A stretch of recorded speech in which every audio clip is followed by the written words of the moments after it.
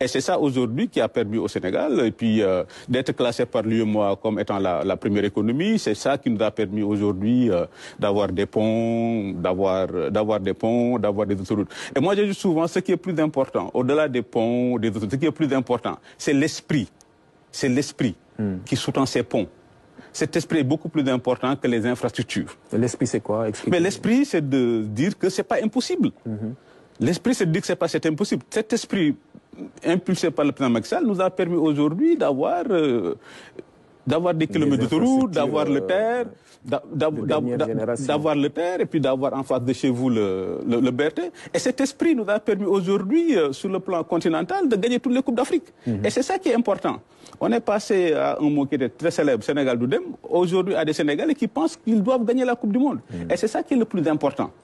Maintenant, si le président était tombé dans le piège de gérer en permanence les tensions politiques, le pays, on n'aurait rien fait. Donc aujourd'hui, quand vous regardez le visage du Sénégal, sur le plan des infrastructures, et ça, c'est pas le président qui le dit, c'est l'UEMOA qui le dit. Le Sénégal est aujourd'hui la première économie de l'UEMOA.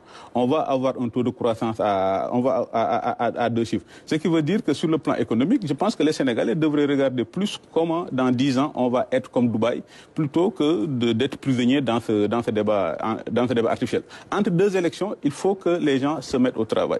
Entre 2 élections, il faut qu'il y ait un débat sur les programmes et les économies pour que les Sénégalais choisissent librement.